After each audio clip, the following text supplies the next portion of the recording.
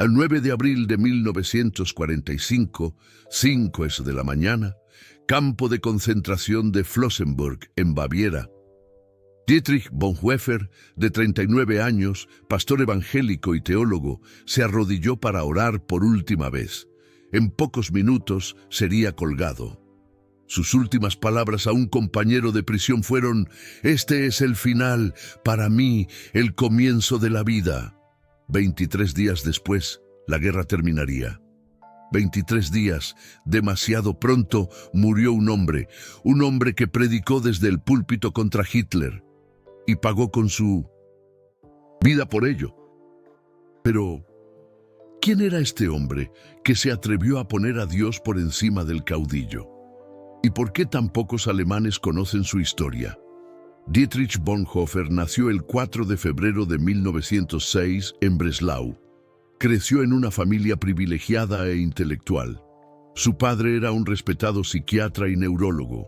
Su madre provenía de una conocida familia noble. El joven Dietrich lo tenía todo: educación, prosperidad, talento, un futuro brillante por delante. Podría haber llevado una vida cómoda como un prestigioso profesor de teología. Nadie habría esperado que arriesgara su vida. Con solo 25 años, obtuvo su doctorado en teología. Viajó a Nueva York, enseñó en Berlín, se convirtió en una de las voces teológicas más jóvenes de Alemania. El mundo académico estaba a sus pies. Pero entonces llegó 1933. Hitler tomó el poder. Y para Bonhoeffer surgió de inmediato una pregunta que cambiaría su vida por completo. ¿Cuál es el deber de un cristiano cuando el Estado se convierte en un criminal? Apenas 2 días después del nombramiento de Hitler como canciller del Reich, Bonhoeffer pronunció un sermón por radio. Advirtió sobre el principio del caudillismo, sobre la obediencia ciega, sobre la deificación del poder político. La transmisión fue interrumpida. No le permitieron terminar de hablar. Eso fue solo el comienzo. En abril de 1933, solo semanas después de la toma del poder, el régimen promulgó la Ley de Pureza Racial. Esta prohibía a los judíos y personas de ascendencia judía trabajar en el servicio público. La Iglesia Evangélica Alemana debatió si esta ley también debería aplicarse a los pastores. La mayoría de los líderes de la Iglesia dudaron, no querían enfrentarse al nuevo régimen, buscaron compromisos. Bonhoeffer estaba horrorizado. Escribió un valiente ensayo titulado «La Iglesia ante la cuestión judía». En él argumentó no solo que la Iglesia debía apoyar a los cristianos judíos. Fue más allá. La Iglesia, escribió, tiene el deber no solo de vendar a las víctimas bajo la rueda, sino de interponerse en los radios de la rueda misma. En otras palabras, la Iglesia debe detener activamente al Estado criminal, no solo sentir lástima por las víctimas. Eso fue radical. Eso fue peligroso.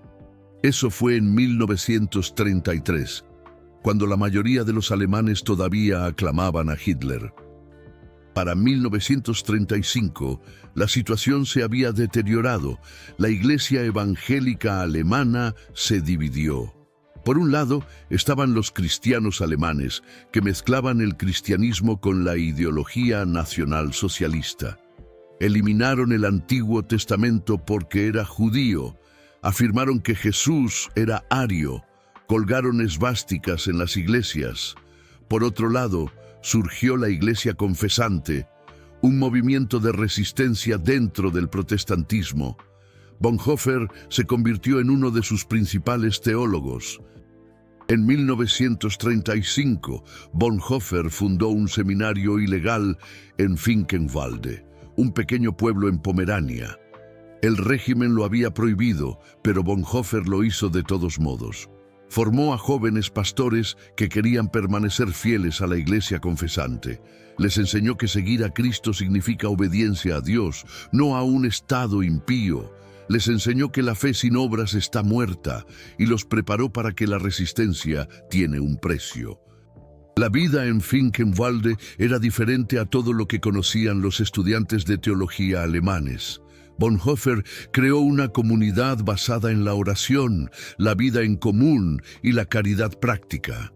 Los estudiantes vivían juntos, oraban 5 veces al día, compartían comidas, pensamientos, preocupaciones, no solo leían teología, la vivían. Bonhoeffer les enseñó que un cristiano en tiempos como estos no solo debe predicar, sino también actuar. Les enseñó cómo trabajar en la clandestinidad, cómo esconder a los pastores perseguidos, cómo ayudar a los judíos, cómo resistir al régimen sin ser arrestado. Muchos de sus estudiantes se convirtieron más tarde en mártires. Fueron arrestados, torturados, ejecutados, pero en Finkenwalde habían aprendido que seguir a Cristo no es un camino cómodo. Bonhoeffer escribió entonces su libro más famoso, El costo del discipulado. En él está la frase que resume toda su vida: la gracia barata es el enemigo mortal de nuestra iglesia. La gracia costosa cuesta la vida. Y eso es exactamente lo que le costaría a él. El seminario en Finkenwalde duró solo 2 años. En 1937, la Gestapo lo cerró por la fuerza. Bonhoeffer ya no podía enseñar públicamente. Ya no podía predicar en Berlín. Pero no se detuvo. Continuó enseñando en secreto. Predicó en casas privadas. Escribió obras teológicas que luego se harían famosas en todo el mundo. El costo del discipulado, vida en comunidad, ética. Libros que se leen hasta el día de hoy. Libros llenos de sabiduría sobre la responsabilidad cristiana en tiempos oscuros. Pero Bonhoeffer no se quedó solo en palabras. Entre 1939 y 1940 se enfrentó a una decisión difícil. Amigos en Estados Unidos le ofrecieron quedarse allí y estar seguro. Ya tenía conexiones en Nueva York. Podría haber sobrevivido a la guerra en seguridad. En junio de 1939, de hecho, viajó a los Estados Unidos. Pero solo 26 días después, regresó a Alemania. Voluntariamente, escribió en su diario: cometí un error al venir a Estados Unidos. Debo vivir este momento difícil de nuestra historia nacional con los cristianos de Alemania. No tendré derecho a participar en la reconstrucción de la vida cristiana en Alemania después de la guerra si no comparto las pruebas de este tiempo con mi pueblo. Sabía lo que le esperaba, pero regresó. De vuelta en Alemania, Bonhoeffer se unió a una de las empresas más peligrosas de la resistencia. Se unió a la inteligencia militar bajo el mando del almirante Wilhelm Canaris. Oficialmente, trabajaba como agente. En realidad, la inteligencia militar bajo Canaris y Hans Oster era un centro de resistencia contra Hitler.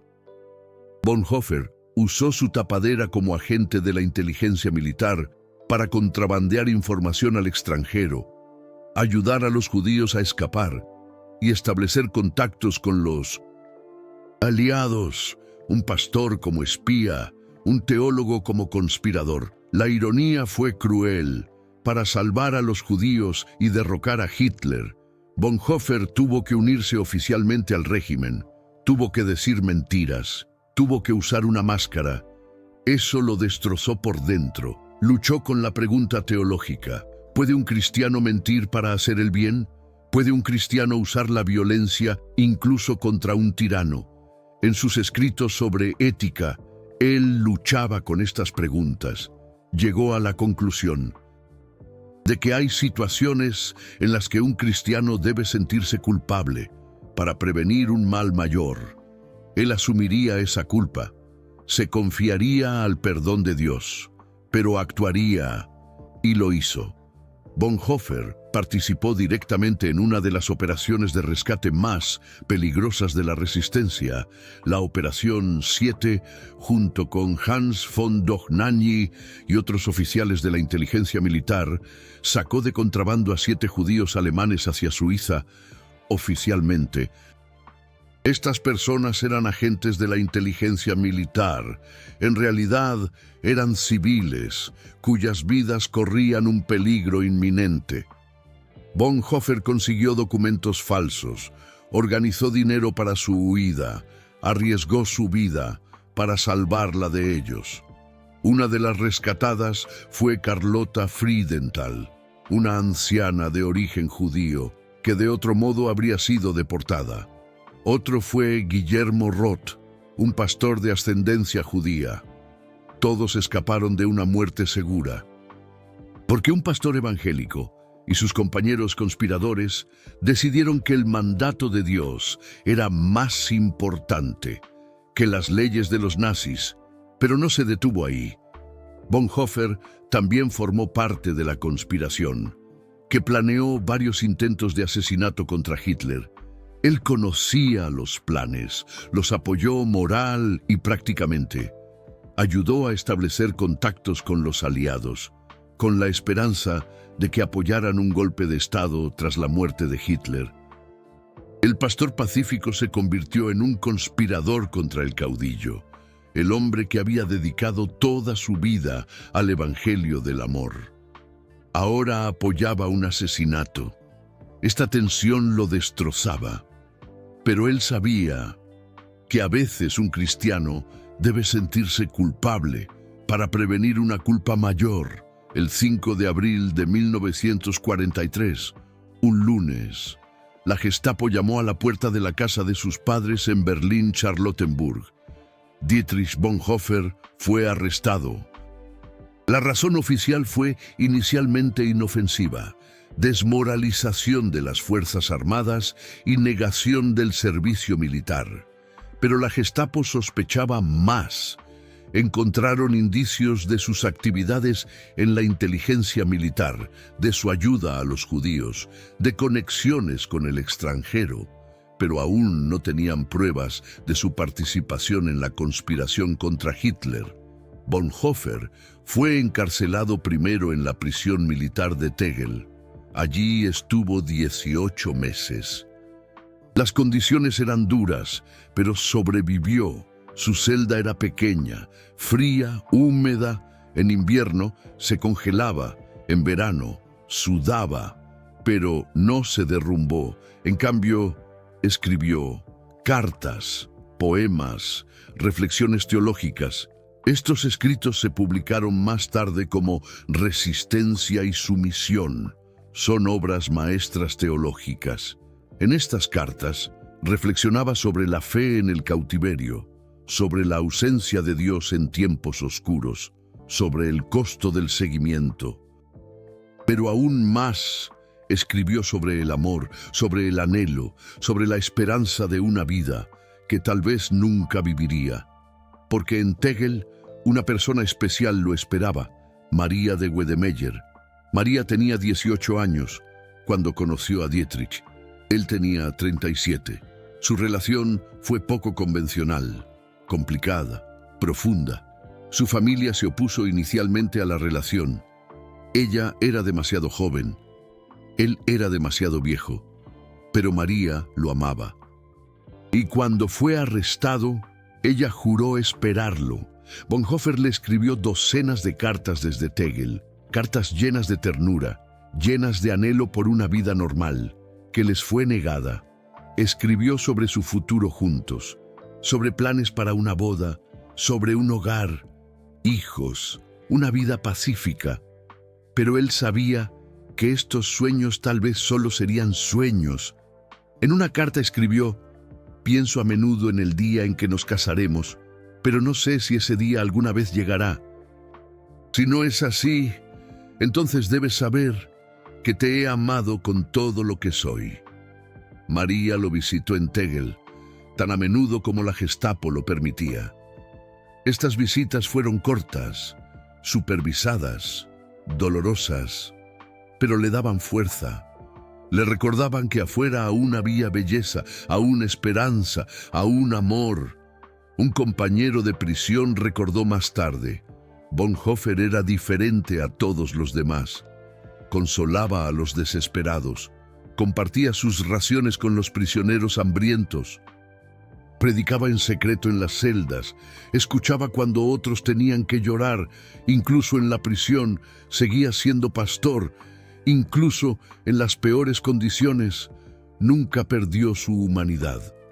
Luego llegó el 20 de julio de 1944.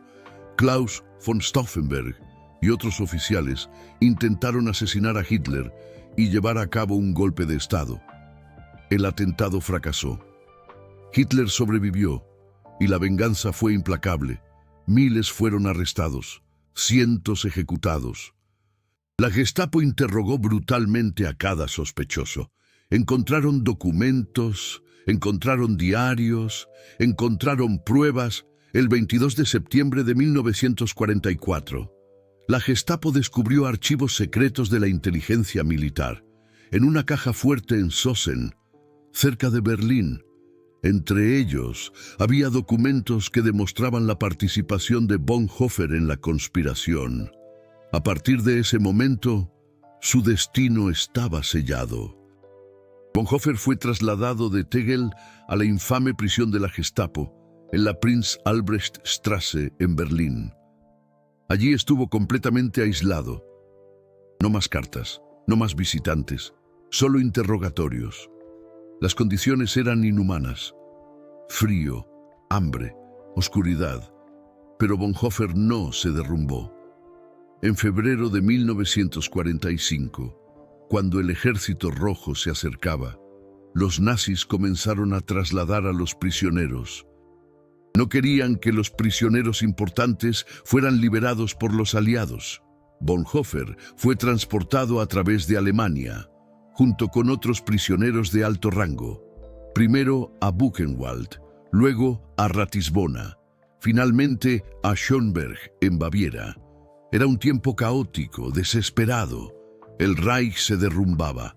Los nazis sabían que habían perdido, pero seguían asesinando. El 8 de abril de 1945, un domingo, Bonhoeffer celebró un servicio religioso improvisado. Para sus compañeros de prisión en Schönberg, un oficial inglés, que también era prisionero, Payne Best, recordó más tarde: Bonhoeffer habló con tal calma y confianza, encontró palabras que nos dieron consuelo a todos. Entonces, alrededor del mediodía, la puerta se abrió. 2 hombres de civil estaban allí. Dijeron: Bonhoeffer, prepárate y ven con nosotros. Todos en la habitación sabían lo que eso significaba. Era la sentencia de muerte. Bonhoeffer se despidió de sus compañeros de prisión. A Payne Best le dijo: este es el final. Para mí, el principio de la vida. Luego se fue. Fue llevado a Flossenbürg, un campo de concentración, cerca de la frontera checa. Allí, en la noche del 8 al 9 de abril, se celebró un juicio espectáculo. No hubo un juez propiamente dicho, ni un abogado, ni defensa, solo un consejo de guerra de las SS. La sentencia ya estaba decidida de antemano: muerte por ahorcamiento.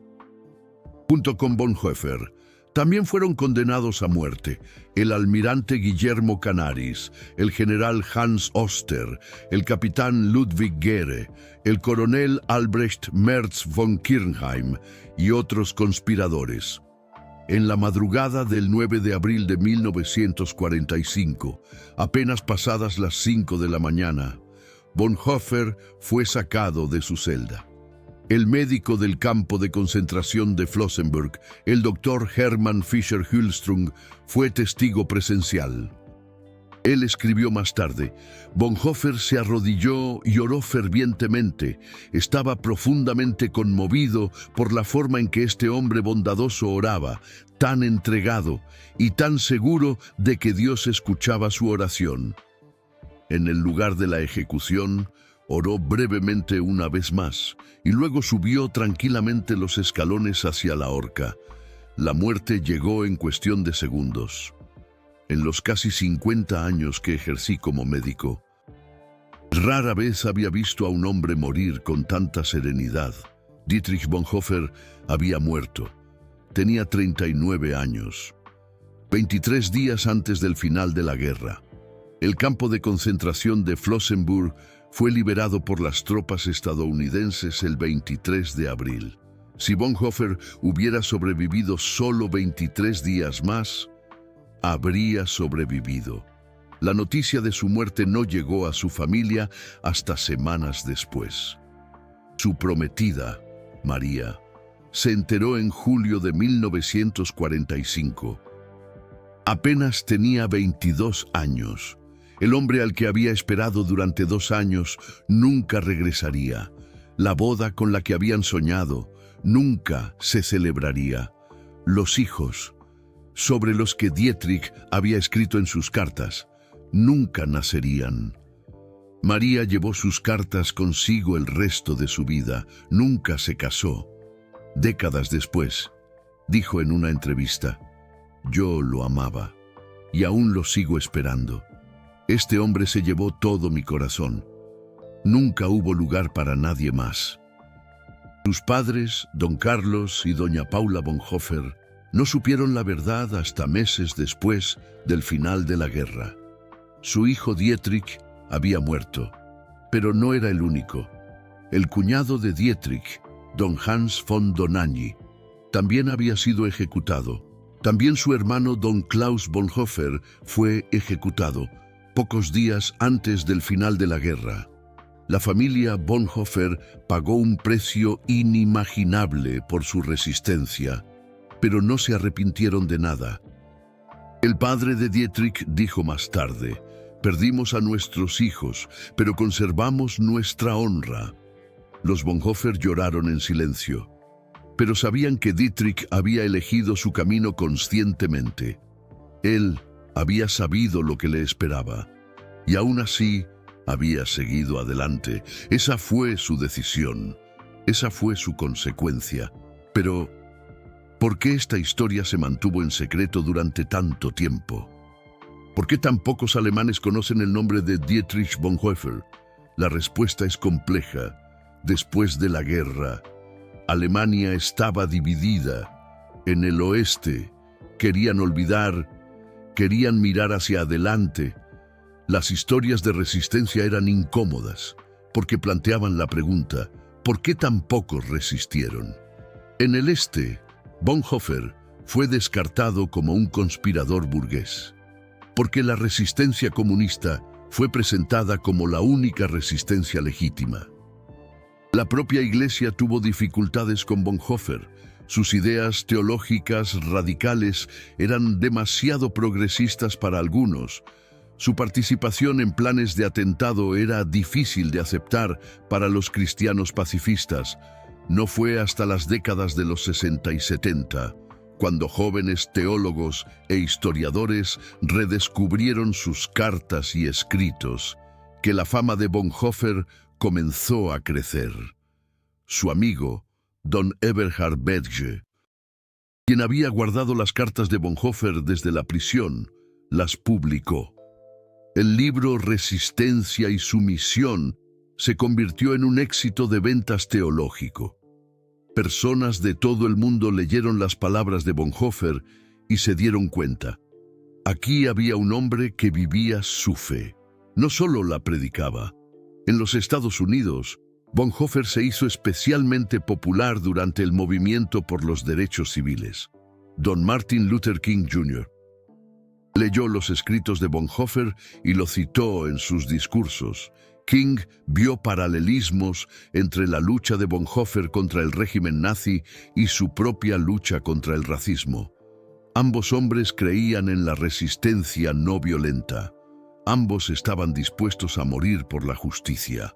Ambos fueron asesinados porque no se callaron. Hoy en día, Bonhoeffer es considerado mundialmente como uno de los más grandes mártires cristianos del siglo XX. Sus libros se leen en docenas de idiomas. Iglesias, escuelas, calles, universidades llevan su nombre. En la abadía de Westminster en Londres hay una estatua de él desde 1998 entre los 10 mártires modernos, justo al lado de don Martin Luther King Yad Vashem en Israel lo honra como justo entre las naciones, uno de los más altos honores para los no judíos que salvaron a judíos durante el Holocausto. Sus obras teológicas se estudian en universidades de todo el mundo. El costo del discipulado es lectura obligatoria para los estudiantes de teología. Resistencia y sumisión se lee en cursos sobre ética, sobre resistencia, sobre la fe en tiempos extremos. La pregunta de Bonhoeffer sobre lo que significa ser cristiano en un mundo impío es hoy tan relevante como lo fue en 1945, pero en Alemania, aquí todavía es demasiado poco conocido. Especialmente los jóvenes a menudo nunca han oído hablar de él.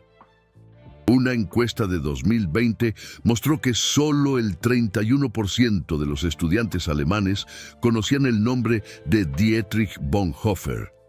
31%. Esto es trágico. Esto es vergonzoso. Porque la historia de Bonhoeffer no es solo una historia del pasado, es una lección para hoy. Es un legado que no debemos olvidar. Bonhoeffer demostró que la fe no es pasiva. La fe no significa quedarse callado cuando se comete una injusticia. La fe significa levantarse, hablar, actuar, incluso si cuesta la vida. Demostró que la valentía civil es posible, incluso bajo un régimen totalitario. Demostró que cada individuo tiene una elección. Uno puede seguir la corriente, adaptarse, sobrevivir. O uno puede resistir, levantarse, luchar, incluso si el precio es la propia vida. Dietrich Bonhoeffer eligió la resistencia. Desde el púlpito predicó contra la injusticia. En la prisión mantuvo su fe. En el camino hacia la horca, oró. Y murió con la certeza de que su muerte no era el final, sino el principio. Lo que acaban de escuchar no es solo una historia, es una documentación de valor, de fe, de sacrificio. Es la historia de un hombre que lo tenía todo y lo dio todo. Contar historias como esta no es fácil. Requiere semanas de investigación en archivos, en documentos eclesiásticos, en testimonios. Requiere la lectura de cientos de páginas de las propias cartas de Bonhoeffer. Requiere conversaciones con historiadores y teólogos, y es costoso. Cada visita a un archivo cuesta dinero. Cada entrevista con un experto cuesta tiempo y recursos, pero lo hago porque estas historias deben ser contadas, porque hombres como Dietrich Bonhoeffer no deben ser olvidados, porque sus sacrificios tienen un significado que va más allá de su propio tiempo. Si están de acuerdo con esto, si creen que tales historias deben ser preservadas y compartidas, entonces hay una manera en que pueden ayudar. Debajo de este video encontrarás el botón Super Gracias.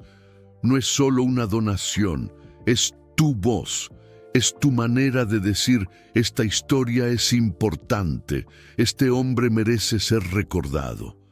Este canal está haciendo un trabajo importante. Cada euro, cada dólar que contribuyes, me ayuda a contar más historias como esta, a hacer más visitas a archivos, a entrevistar a más testigos mientras aún están con nosotros, a sacar a la luz a más héroes olvidados.